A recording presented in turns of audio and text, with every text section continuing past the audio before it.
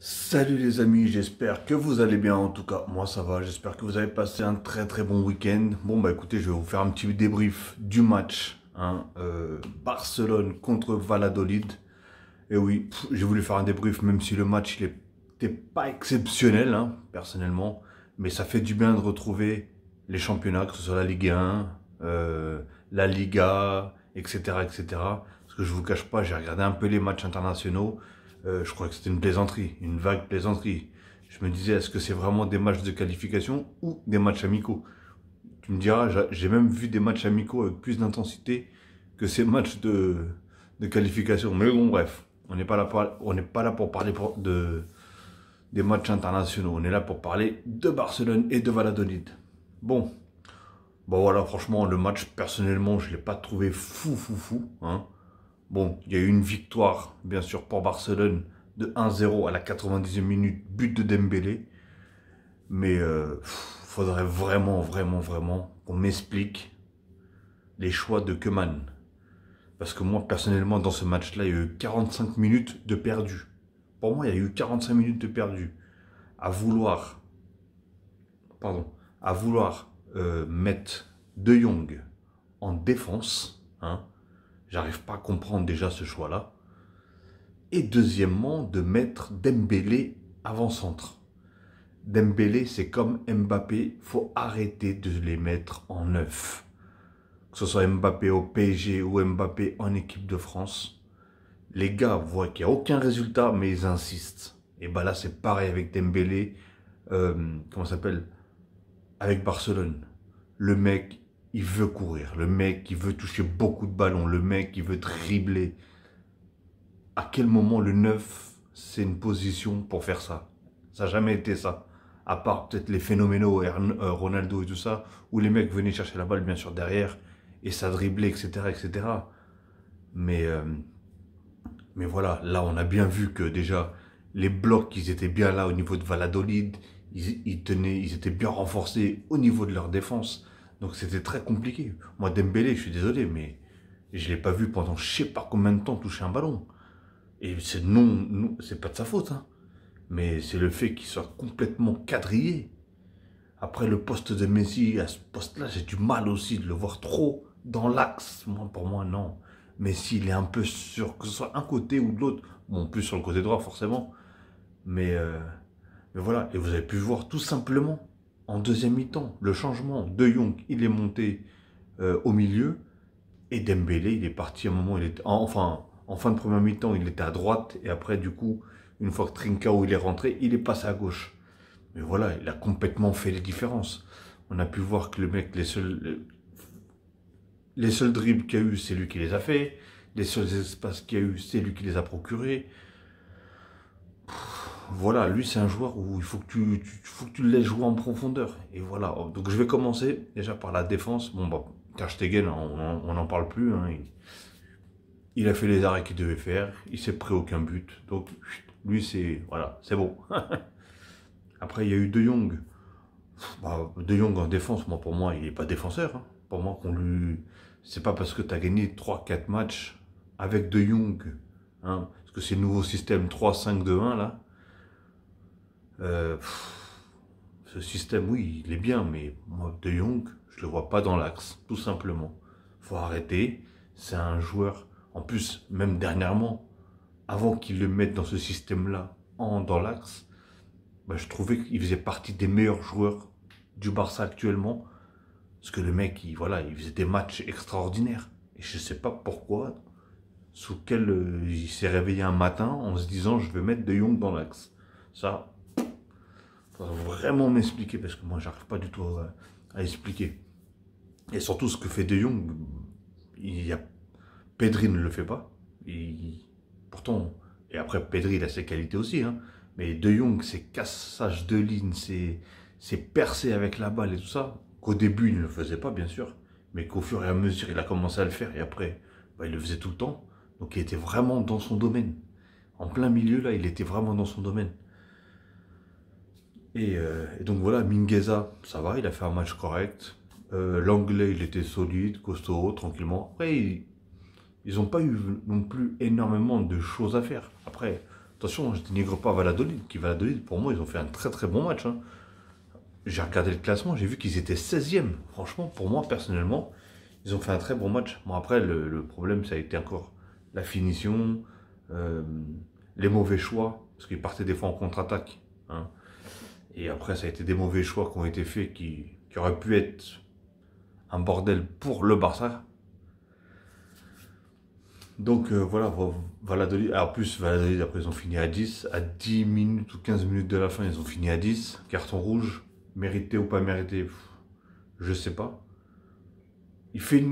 Voilà, il fait une faute, après c'est par derrière, mais je sais pas. En fait, je pense que c'est le fait que déjà l'un fait une faute, et l'autre devant, il met un coup de genou dans la tête à Dembélé. Je pense que c'est l'accumulation, je pense que l'arbitre il a vu trop de trucs en même temps.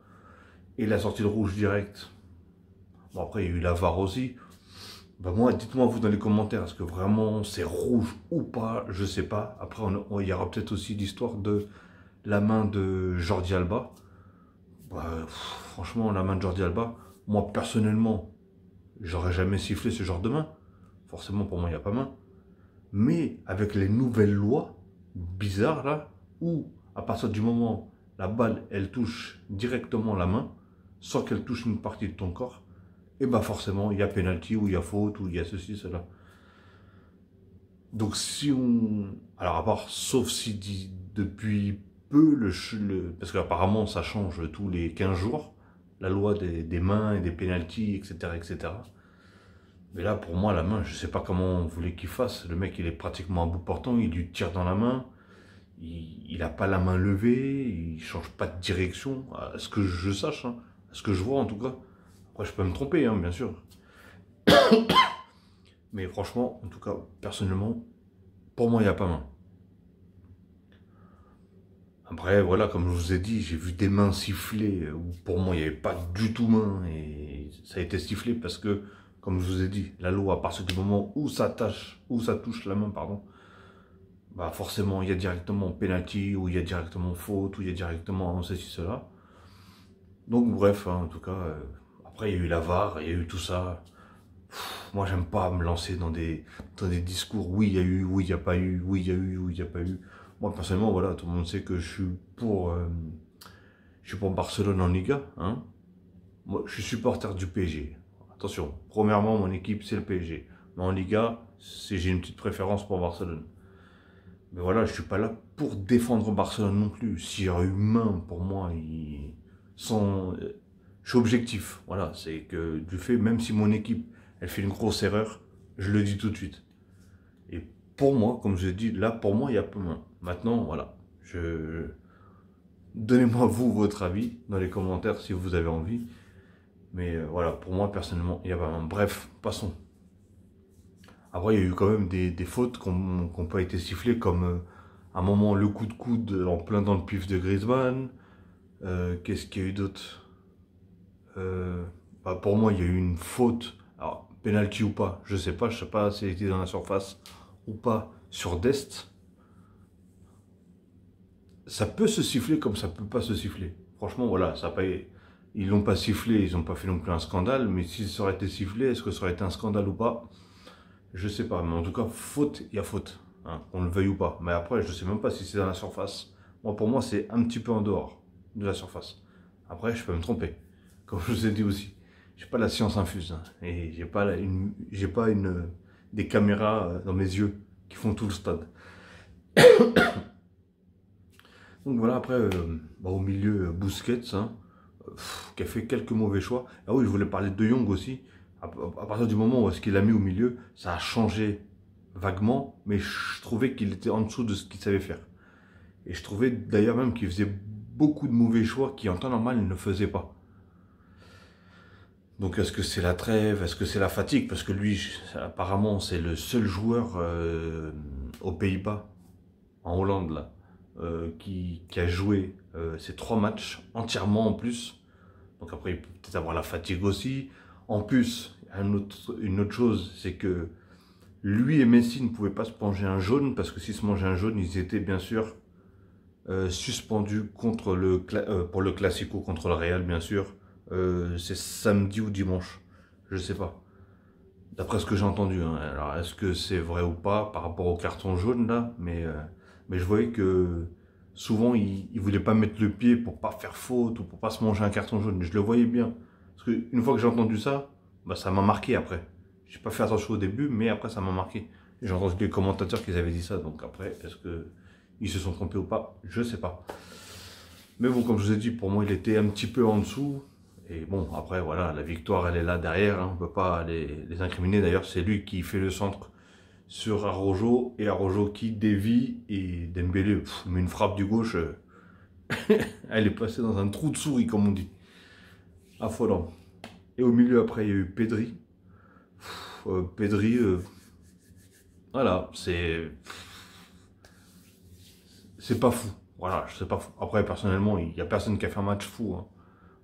Que ce soit à Barcelone ou quoi que ce soit, il n'y a pas eu quelqu'un qui a fait un gros match. Mais voilà, Pedri, je demande un peu mieux, en fait. Pour moi, c'est un joueur qui est sur les traces de Iniesta, comme on dit. Je dis pas qu'il aura son talent, je dis pas qu'il aura sa carrière, mais voilà, il a ce petit toucher qui pourrait faire croire il va se rapprocher un peu de ce style de joueur-là. Et pour l'instant, voilà, c'est... Alors qu'Inesta, on connaissait sa vista, on connaissait son, son statut sur le terrain. Pedri, je sais pas, j'ai l'impression qu'il patauge des fois. Il patauge comme là dans ce match-là, pour moi, il a pataugé. Mais bon, comme je vous ai dit, il y a eu la victoire, c'est tout ce qui compte. Après, Messi, bon, bah, il a eu un peu de mal, hein, Messi aujourd'hui. Hein. Bah, après, il a été, bah, déjà, comme je vous ai dit, hein, en première mi-temps, je l'ai vu, j'ai l'impression qu'ils étaient 8 sur lui, quoi. C'était impressionnant. Le mec, il les laissait pas bouger. Après, il avait deux trois joueurs, comme d'hab, hein, toujours sur lui. Après, la qualité de Valladolid, c'est que, au début, j'avais peur que, voilà, ils se mettent tous derrière et ça bouge pas. Et ça, c'était relou. Alors que non, les mecs, ils arrivaient quand même, parce ils ont eu quand même pas mal d'occasions. C'est eux qui ont foiré, hein. Mais ils ont eu pas mal d'occasions. Et le Barça, ils ont eu un temps mou où est-ce que Valladolid aurait pu limite en profiter. Ils ont joué sur des contre-attaques, bien sûr, forcément. Et, euh, et voilà, le Barça, le problème, c'est que quand ils jouent sur des contre-attaques, Valladolid, bah, ça veut dire qu'ils étaient quand même un peu libérés. Et le Barça, non, il s'amusait à faire des passes au lieu d'accélérer pour aller essayer de marquer. Parce que ce qui aurait démarqué la chose, c'est fallait que le Barça marque un premier but. Après, ça aurait peut-être libéré un peu le jeu, on aurait vu peut-être un meilleur jeu. Mais bon, ils ont marqué à la 90e minute, après les autres, ils étaient à 10 aussi. Donc voilà, Jordi Alba. Jordi Alba, aujourd'hui aussi, j'ai pas compris lui aussi. Je l'ai trouvé correct. Mais voilà, il a toujours ce système de je veux passer dans le centre. Je suis d'accord quand tu es bien excentré. Je suis d'accord que tu essaies de repiquer dans l'axe. Enfin, avec tes passes. Mais il y a eu une fois ou deux, le mec il était devant les buts, mais frappe. Tu as déjà prouvé que tu savais tirer, tu as déjà prouvé que tu as de la frappe, que tu savais cadrer, et en plus que tu arrivais à marquer des beaux buts. Pourquoi tu tapes pas, bordel? Franchement, c'est abusé. Bon, si je parle tout doucement, c'est bien sûr que ma petite famille est en train de dormir, donc c'est un peu compliqué de faire trop de bruit. J'espère que ça ne vous dérange pas et que vous m'entendez bien quand même. Bref. Et ouais, Jordi Alba, j'ai pas compris, franchement, j'ai vraiment pas compris pourquoi il tire pas. À un moment, il s'est vraiment retrouvé devant les cages et il a voulu la remettre au centre. Et du coup, ils ont perdu la balle. Et en plus, on pouvait voir, hein, Valladolid, ils étaient à je sais pas combien dans la surface. Et ça tirait pas de l'extérieur de la surface. Ou sinon, il y avait toujours quelqu'un. À un moment, il y a une belle action où Griezmann, je crois, il met en... oui, c'est ça. Griezmann, il met en profondeur sur Dembélé. Dembélé, il fait feinte de tirer pas, mais il fait une talonnade à Messi. Regardez, hein, la preuve. Messi, il frappe, il y a deux joueurs qui taclent en même temps. Les mecs, ils sont... Ah ouais, les Valladolid, ils étaient hargneux, ils étaient guerriers. J'ai jamais vu leur match, personnellement. Mais je comprends pas pourquoi ils sont 16e, franchement. Parce que défensivement, ils sont vraiment solides. Après, ils ratent beaucoup devant. Le problème, il est là. Mais voilà, ils se procurent quand même pas mal d'occasions. Après, en plus, ça reste le Barça, hein, c'est pas n'importe qui. Donc c'est pour ça que je vous dis, Je comprends pas comment ils ont failli tirer le match nul là. Et en plus, ils étaient, comme je vous ai dit, ils étaient à 10. Après, on n'a pas vu non plus un très très grand Barça, personnellement. Donc, je ne sais pas si la trêve, elle a fait du bien ou elle a fait du mal, mais ça n'a pas trop aidé. Hein. Ou peut-être qu'ils n'aiment pas jouer le lundi, tout simplement. Parce que c'est bizarre de voir des matchs le lundi, surtout le Barça jouer le lundi, mais bon, bref. C'est peut-être parce qu'aussi ils ne jouent pas en Ligue des Champions, ni mardi ni mercredi, donc... de toute façon, ils jouent plus du tout, ils sont éliminés. Excusez-moi, je suis complètement à l'ouest. Mais bon, bref. Mais je dis pas ça ironiquement, bien sûr. Hein, j'ai complètement zappé. Mais bon, bref, en tout cas, voilà. Ils se retrouvent du coup. Bon, ils prennent les 3 points, ça veut dire qu'ils se retrouvent à 60. Dites-moi si je me trompe, mais je crois que c'est 65 points. Et l'Atlético Madrid, disons 66 points. Si je ne me trompe pas, ça veut dire qu'ils sont à 1 point de l'Atlético Madrid, parce que bien sûr l'Atlético Madrid a perdu hier, et le Real qui est juste derrière, du coup à 2 points du Barça, parce que eux ils ont gagné 2-0, c'était samedi je crois, qu'ils ont joué. Donc franchement la Liga, et en plus de ça, le Barça rencontre le Real samedi prochain, ça veut dire le Classico, et bien sûr le Barça rencontre d'ici quelques semaines l'Atlético Madrid, donc ça veut dire qu'il reste quand même deux gros matchs. Hein. Ça va être dur. Mais franchement, s'ils gagnent ces 2 matchs-là, perso, ils prennent le championnat. Ah oui, ils le prennent, hein, c'est clair. Ils gagnent ces 2 matchs-là, ils le prennent. C'est sûr et certain. Mais je comprends pas en plus que l'Atlético, ils perdent autant de points, c'est incroyable. Ils avaient été une bonne montée, franchement, j'ai vu leur match hier, c'était dégueulasse. Dégueulasse. Pourtant, j'étais le premier à aller au tout début. J'ai jamais aimé trop le jeu de l'Atlético Madrid. Mais, personnellement, l'Atlético Madrid, pendant un moment, pendant une bonne période, où d'ailleurs, ils ont gagné énormément de matchs, et ben ils jouaient technique, ils jouaient tactique, ils jouaient... voilà, c'était fluide et tout. Ils ne faisaient pas leur jeu qu'ils faisaient avant, là, où c'était de la défense, c'était bourrinage, trucs comme ça. Bon, bref, je ne suis pas là pour parler de l'Atlético, c'est pas leur match aujourd'hui. Mais bon, voilà. En tout cas, j'espère que vous avez apprécié cette petite vidéo. En tout cas, j'espère que vous l'avez mieux apprécié que le match, parce que le match, il n'était pas fou, comme je vous ai dit. Mais il y a une victoire au bout, il y a eu les 3 points, et ils sont toujours, du coup, en compétition pour le fameux championnat. Hein. En tout cas, ils peuvent le prendre. Hein. Au tout début, c'était très très mal barré, mais aujourd'hui, ils sont deuxième, à 1 point du premier. Donc voilà les amis, en tout cas voilà, j'espère que vous avez aimé cette vidéo. N'hésitez pas à commenter, à liker, à partager, à vous abonner si bien sûr ce n'est pas encore fait. Et de cliquer sur la cloche pour avoir toutes les notifications une fois que je mettrai une vidéo en ligne. Bah là ça va venir assez rapidement parce que du coup il y a la Ligue des Champions, après il y a les championnats qui ont repris aussi. Donc il va y avoir pas mal de vidéos, ok les amis? Bon, je vais vous souhaiter une très bonne soirée ou une très bonne journée, tout dépendra de l'heure que vous allez regarder cette vidéo. Et je vous dis bien sûr à la prochaine et protégez-vous les amis, faites attention à vous. À la prochaine.